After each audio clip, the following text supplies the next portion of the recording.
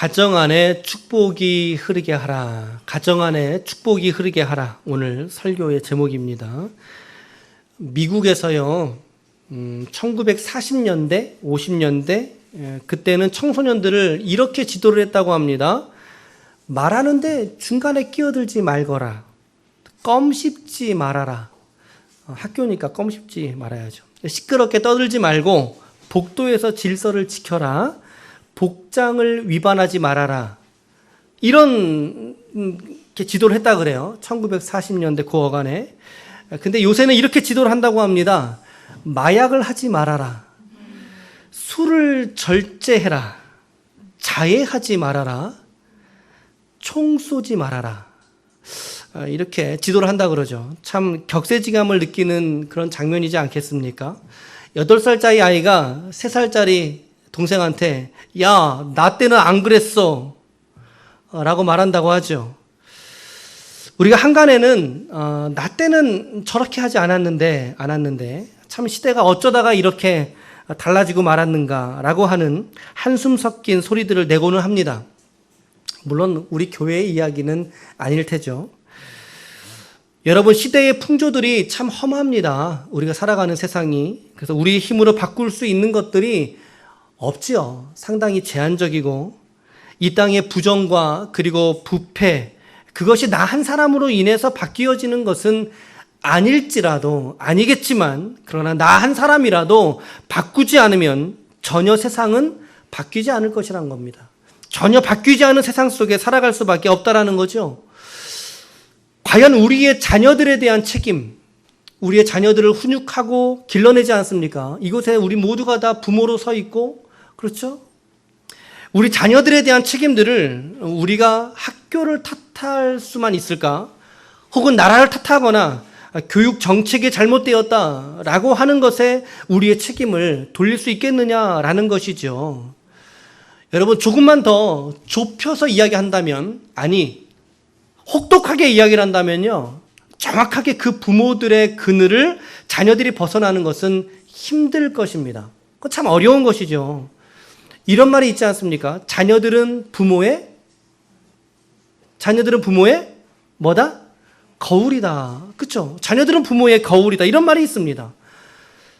즉 우리가 반성해야 되고 우리가 자녀들에게 또 가정 안에서의 어떤 역할이나 책임들을 잘 감당하게 되었을 때, 그럴 때 우리의 자녀가 변하고 우리의 가정이 변화될 수 있으며 그럴 때 우리의 사회가 달라질 줄로 믿습니다. 그러니까 오늘 우리들의 삶의 태도가 중요하다라는 거죠. 우리의 자녀들을 향한 태도나 우리의 가정을 향한 우리의 태도와 인식이 변화되지 않으면 여러분들의 가정은 변화되지 않을 것이고 우리의 세상 또한 역시 변화되지 않는다라고 하는 것입니다. 그리고 우리의 교회가 달라지지 않을 것입니다. 우리 교회가 달라지는 것, 그것은 결코 여러분들의 가정의 변화나 여러분들의 심령의 변화와 무관하지 않다라는 것이죠. 특별히 우리가 오늘은 5월달을 시작을 했습니다. 이게 봄이 어떻게 후딱 갔는지 모르겠어요. 어떻게 좀 2달여 시간의 봄을 지나면서 여러분 잘 지내셨습니까? 어떻게 이 시간들이 후딱 지나가는지 모르겠어요. 그리고 이제 오늘은 5월달을 우리가 맞이했고 5월 5일 날은 입하입니다. 입하가 뭐예요? 여름으로 이제 들어가 버려서 봄은 싹 사라지고 이제 여름으로 들어가는 초입에 우리가 지금 살고 있습니다. 5월달은 가정의 달이죠. 가정의 달. 부모와 자녀 그리고 아내와 남편에 관하여 우리가 생각할 수 있는 그러한 좋은 시절인 것 같습니다. 우리는 모두가 다 가정이라는 범주 안에서 여러분 다양하게 머물고 계십니다. 그렇죠? 가정이 없는 사람은 한 명도 없지요. 홀로 독거하시는 우리 권사님들, 어르신들도 계시고 또 결혼 몇 년 차가 되어서 아이들 뒷바라지 하느라고, 그렇죠, 사회 속에서 열심히 고군분투하면서 고생하시는 분들도 계시죠. 그러나 우리의 삶의 형태와 상관없이 오늘 말씀이 저와 여러분들에게 시사해 주는 바가 저는 크다고 생각합니다. 오늘 4가지로 오늘 접근해 보겠습니다. 첫 번째입니다. 여러분과 저는 여전히 축복하는 사람이라는 사실입니다. 동의하십니까? 예, 여러분과 저는 축복의 사람이라는 사실입니다. 오늘 말씀은 제 성경책에 보니까 소제목에 제사장의 축복 이렇게 달아줬어요. 제사장의 축복. 우리가 잘 아는 모세의 축복문입니다. 모세의 축복. 그래서 어떤 교단이나 또 어떤 목사님들은요, 여기에 있는 이 구절들 있지요. 24절부터 26절 있는 이 구절의 말씀으로 그대로 축도를 하기도 하세요. 그대로 축도를 하세요. 저도 오늘은 이 말씀으로 이 오늘 예배에 축도를 좀 삼아서 선언하도록 하겠습니다. 이 말씀으로. 오늘 말씀 23절 말씀 보실까요? 23절에 보시면 같이 읽어보겠습니다. 시작. 아론과 그의 아들들에게 말하여 이르기를 너희는 이스라엘 자손을 위하여 이렇게 축복하여 이르되. 누구한테 말하라고요? 아론과 그의 아들들에게 이 축복을 말해라, 전달해라 라고 지금 모세가 말씀하고 있는 그런 장면이에요. 그런데 아론하고 그의 아들들이라 하면요, 다른 사람들이 아니라 시대 속에 있었던 제사장 그룹입니다. 제사장들에게. 그래서 그들을 통해서 하나님이 백성들을 축복하게 하신다라고 하는 맥락의 말씀이거든요. 저 말씀은 사실은. 그래서 어떤 분들은 이렇게 말하죠. 목회자가 가지는 축복권은 목회자의 고유한 권한입니다. 라고 이러한 구약에 있는 말씀들을 이제 가지고서 이야기를 하지요. 제사장의 역할 속에 드러나고 있는 것이다. 목회자의 역할 속에 있는 것이다. 라고 말씀도 하십니다. 틀린 이야기는 아닙니다. 맞는 이야기이지만 저는 또 오로지 그렇다고만은 생각하지 않습니다. 여러분, 목회자만 여러분을 축복할 수 있는 사람들일까요? 여러분들에게 축복할 그 권한이 과연 목회자만 있을까요? No. 그렇지 않다는 것이죠. 우리가 잘 아는 말씀, 베드로전서 2장 9절 말씀에 보니까 하나님의 모든 자녀들, 하나님의 모든 신자들, 성도들에게는요, 동일한 권위와 지위를 부여받았다라고 말씀하시는데 그게 바로 이 말씀이에요. 잘 아시는 말씀 아닙니까? 같이 읽어볼게요. 시작. 그러나 너희는 택하신 족속이요 왕같은 제사장들이요. 아멘. 아멘. 모든 하나님의 자녀들이에요. 저기서 말하는 너희라고 하는 것은요, 구원받은 하나님의 자녀들, 택하셔서 구원하시기로 작정한 그 백성들에게는 여러분, 하나님께서 예수님께서 죽으실 때 십자가에 못 박혀 죽으시잖아요. 돌아가실 때 그때의 성전에서 일어난 사건이 하나 있는데 뭘까요? 그렇죠. 예. 주님이 십자가에 달려 죽으실 때 여러분, 성전 안에 있었던 그 성막 안에 있었던 성소와 지성소를 갈라놓는 그 휘장이 찢어져 버렸다는 것입니다. 그게 찢어져 버렸어요. 그게 찢어졌다는 이야기는 무엇일까요? 이제 그 휘장 안으로 오직 제사장들만 들어갈 수 있었던 거거든요. 근데 그 휘장이 찢어졌어요. 그리스도가 죽으심으로. 그 말은 곧 예수 그리스도의 죽으심의 피를 가지고 있는 사람은 하나님의 임재하시는 성소, 지성소 안으로 어떻게 갈 수 있다? 들어갈 수 있다. 그 문이 모든 성도들에게 활짝 열렸다라고 하는 의미입니다. 모든 열렸다. 그러므로 그 아들로 말미암아 모든 성도가 이 거룩한 제사장으로, 왕같은 제사장으로 이 제사장의 직분을 수행하는 자가 되었다라고 하는 선언이에요. 이 말씀들이. 여러분, 그러기에 오늘 저와 여러분들도, 우리들도 우리의 자녀들을 향하여 축복할 수 있는 사명의 사람들인 줄로 믿으시길 바랍니다. 여러분들은 그 축복의 사람들인 거예요. 여러분들은 축복의 사람들인 거예요. 부모와 가정에서의 어른은요, 그의 자녀와 그리고 자손들을 이와 같이 축복하는 그 권한과 책임이 있는 사람이라는 거죠. 한번 따라하실까요? 나는 축복하는 사람입니다. 네, 할렐루야. 나는 축복하는 사람이에요. 나는 축복하는 사람. 여러분들의 입술을 통하여 축복이 선포될 수 있기를 축복합니다. 여러분들의 입술을 통하여 자녀들을 축복할 수 있길 바랍니다. 우리 교회의 자녀들을 축복해 주시길 바랍니다. 교회의 사역을 축복해 주시길 바랍니다. 더불어서 목회자도 축복해 주시길 바랍니다.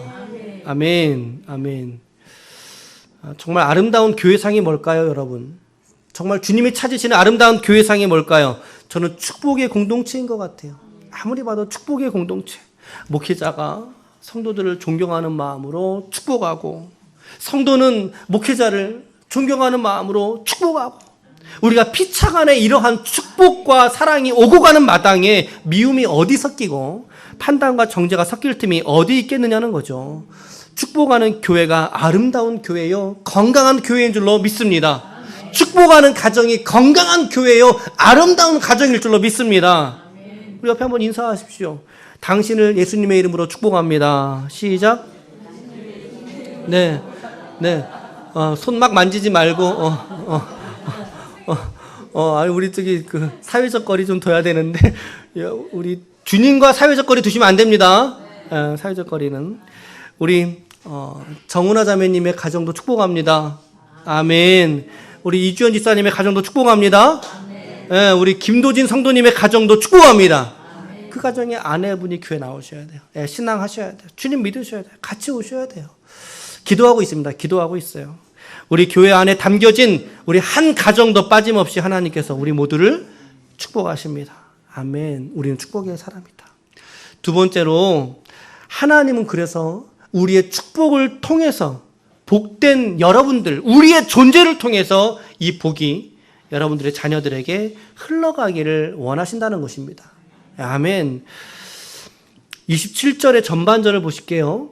그들은 이같이 내 이름으로 이스라엘 자손에게 축복할지니, 이렇게 말씀되어져 있는데요. 동일한 구절을 바른 성경에서는 이렇게 번역해주고 있어요. 바른 성경에서 그들이 이같이 내 이름을 이스라엘 자손 위에 두면, 이렇게 되어 있어요. 하나님의 이름을 이스라엘의 자손 어디에다가요? 머리 위에다가 두라는 거죠. 하나님의 이름을. 그러니까 제사장들이 이스라엘을 축복하기 위한 가장 기본적인 근거는 이 백성들이 복받을 만한 행위를 해서 복을 준다는 거예요? 그렇지 않다는 거예요. 우리 착각하면 안 되는 거죠. 여러분, 아무리 여러분들의 자녀가 복받을 만한 행동을 여러분들에게 안 했어도 여러분들의 마음은 자녀들에게 복으로 쏟아지지 않습니까? 맞지요? 맞지요? 여러분, 그들이 복받을 만한 행위를 해서 그것이 있느냐 없느냐가 그들이 하나님의 복을 받느냐 마느냐의 기준이 될 수 없다라 이 말이에요. 우리의 자녀들이 받는 복의 근거는 오직 하나밖에 없어요. 하나님의 이름이 그들의 머리 위에 있느냐 없느냐에 따라서인 줄로 믿습니다. 하나님의 이름이 있으면 복받을 자녀가 될 것입니다. 그러나 하나님의 이름이 없으면 그는 저주받고, 그는 심판받고, 그는 정죄받는 자녀가 될 수밖에 없다라는 것이죠. 여러분, 그러므로 우리가 자녀들을 축복할 때 우리가 이렇게 좀 창피할 필요는 없어요. 왜냐하면 우리가 축복의 손으로 우리 자녀들을 올릴지라도 그 축복을 주관하시는 분은 내가 아니라 누구시다는 거예요? 하나님이시기 때문에. 맞죠? 우리가 우리 자녀들을 어떻게 그러면 축복할 수 있을까요? 그 축복의 선언문이 지금 요 말씀인 거예요. 같이 이 말씀 여러분들의 자녀들을 마음속으로 그려보면서, 또 우리의 식구들을 마음속에 그려보면서 우리 이 말씀을 믿음으로 선포하면서 같이 한번 읽읍시다. 시작. 여호와는 네게 복을 주시고 너를 지키시기를 원하며 여호와는 그 얼굴을 네게 비추사 은혜 베푸시기를 원하며 여호와는 그 얼굴을 내게로 향하여 드사 평강 주시기를 원하노라. 아멘. 혹여나 오늘 밤에더라도 여러분들의 자녀 위에 머리에 손을 얹어 이 축복의 손을 얹으시길 바랍니다. 이미 장성한 자녀들이라면 여러분들의 자녀 손들을 위하여서도 기도할 수 있길 바랍니다. 여러분 자신을 향하여, 그렇죠? 여러분 자신을 향하여 하나님의 손이 여러분들의 머리 위에 안수하시는 거룩한 축복이 여러분들에게 임하시기를 축원합니다. 이 말씀을 조금 더 분해해서 설명을 조금 더 드려볼게요. 잘 따라와 보세요. 24절 말씀에 보니까 내게 복을 주시고 이렇게 기록되어져 있죠. 네게 복을 주시고, 저 단어가 히브리어 바라크라고 하는 단어인데요. 저 단어는 총체적인 복을 의미합니다. 총체적인 복. 그 복이 어떤 복이 있어요? 영적인 복과 함께 마음의 복, 내면의 복, 그리고 생활의 필요를 다루는 우리의 일상의 소의 축복, 우리의 생활의 축복에 이르기까지의 총체적인 우리의 삶의 만족과 필요를 포함하는 이러한 축복을 하나님이 우리의 자녀들에게, 우리 심령들에게 주기를 원하신다라고 하는 메시지가 들어있어요.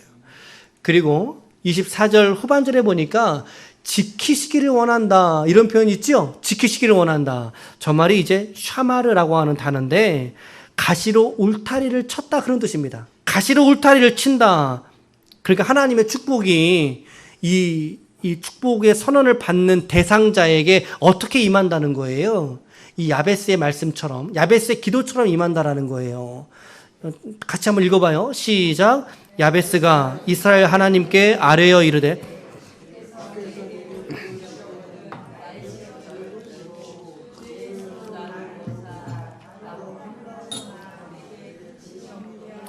하였더니 하나님이 그가 구하는 것을 허락하셨더라.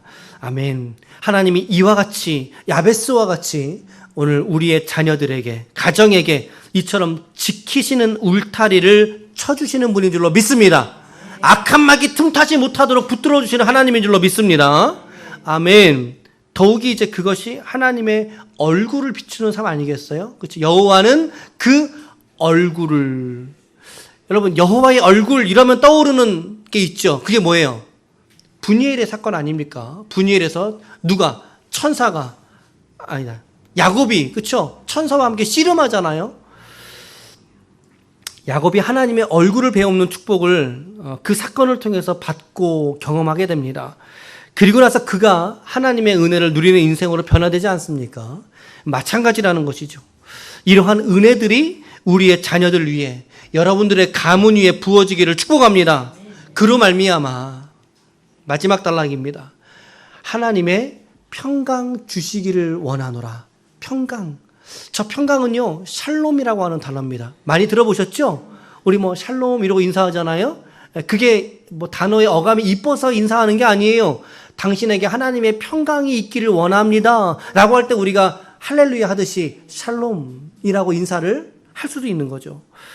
고린도후서 4장 8절에 보니까요, 우리가 사방으로 우겨쌈을 당하여도 쌓이지 아니하며 답답한 일을 당하여도 낙심하지 아니한다라고 말하고 있습니다. 어떻게 하면 우리가 저러한 지경의 삶을 살아갈 수 있을까요? 바로 하나님의 평강이, 하나님의 샬롬이 여러분과 저의 마음을 사로잡아 지키실 때, 그럴 때 우리에게 이 평강이 역사될 줄로 믿습니다. 그럴 때 우리가 우겨쌈을 당해도 낙심치 않는 거예요.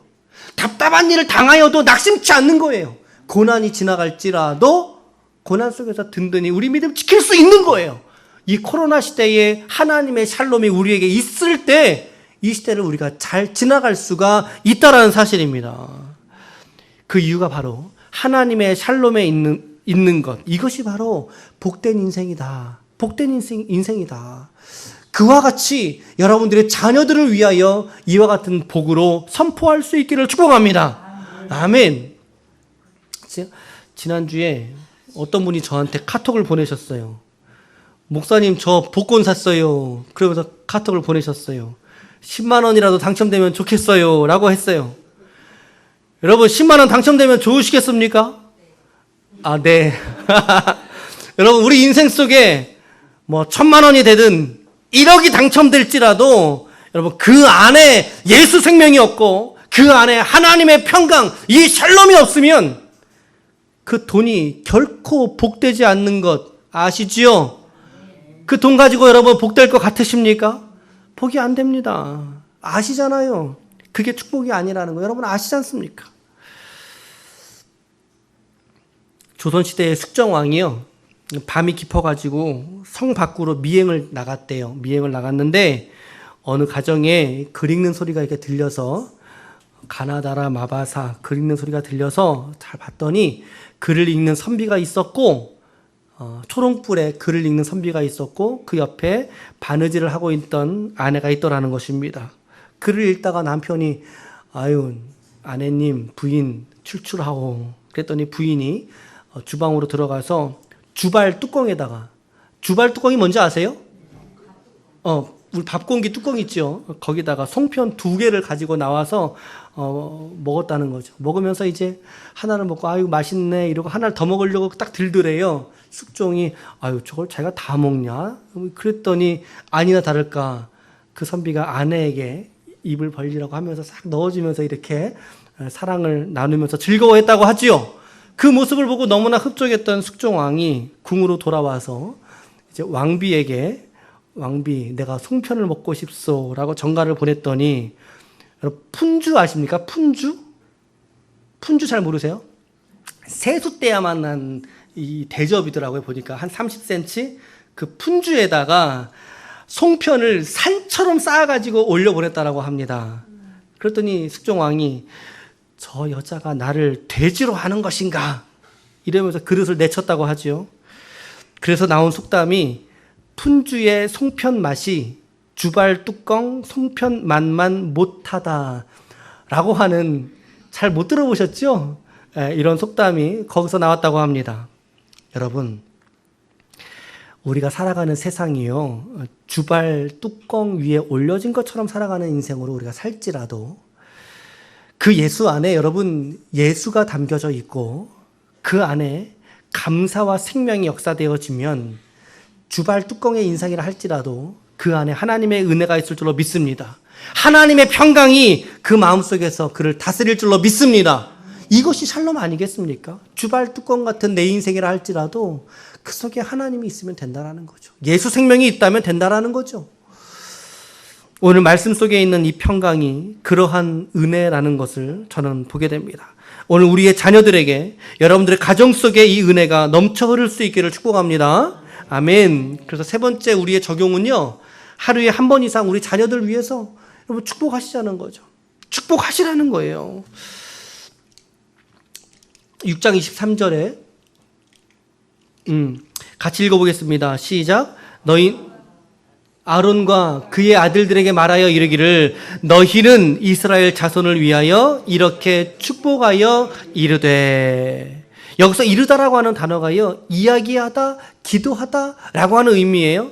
그런데 문법적인 용법으로는요, 계속해서 지속적으로 말한다, 계속해서 이야기한다, 그 말이에요. 그러니까 다시 말하면 한 번 이야기하고 땡 끝내서는 안 된다라는 거죠. 지속적인 축복을 해야 된다라는 거예요.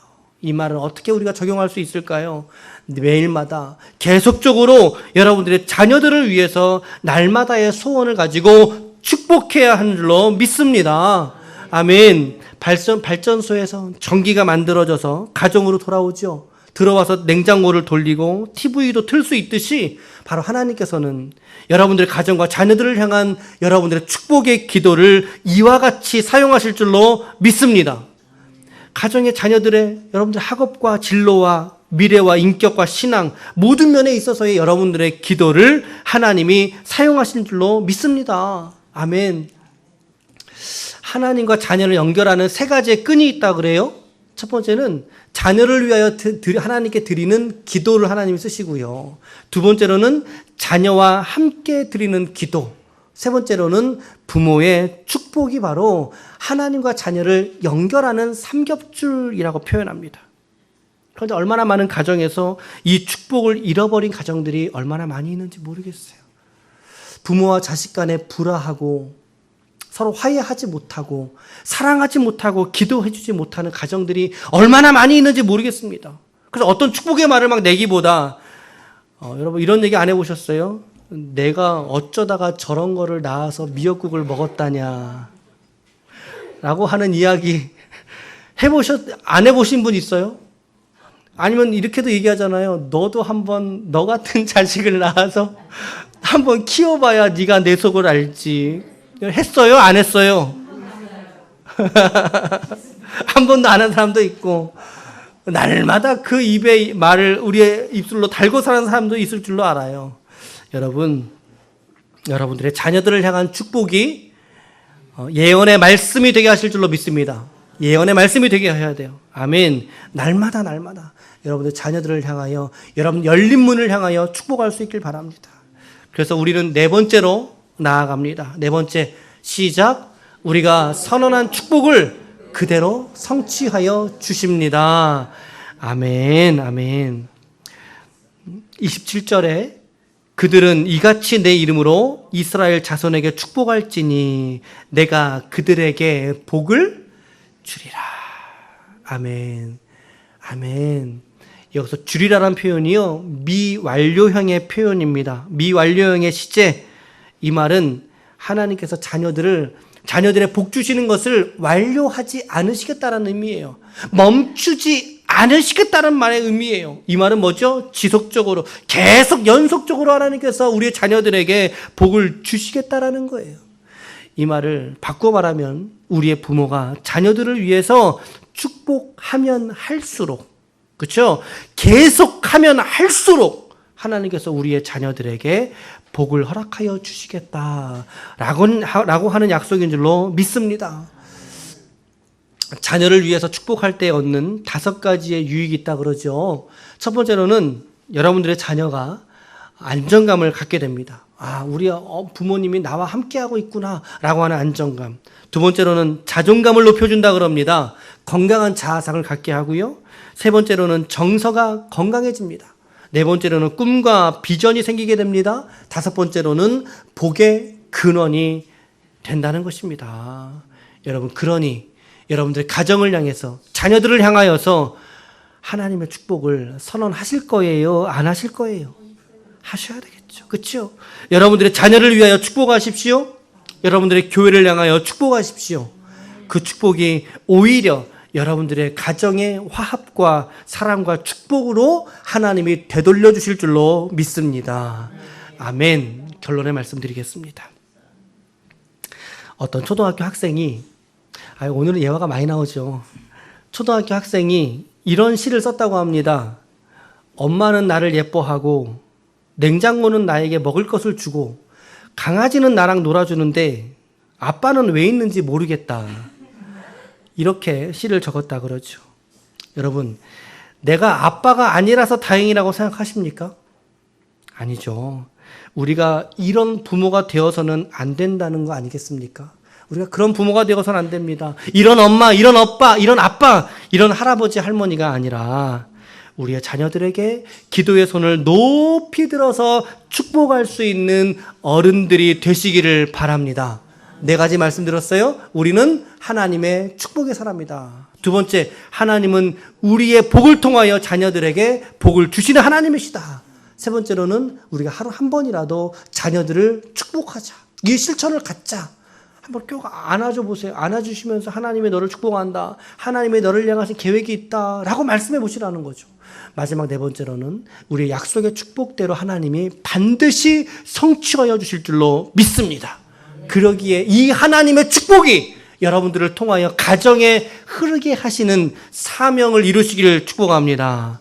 아무쪼록 오늘 이번 한 주간도 이처럼 주신 말씀처럼 이 믿음 안에서 승리하시고 여러분들의 세우신 가정들마다, 여러분들 삶의 현장 일상에서들마다 하나님의 복의 통로가 되시는 하나님의 거룩한 교회들 그리고 가정들이 다 되시기를 예수 그리스도의 이름으로 간절히 축원합니다. 아멘. 아멘.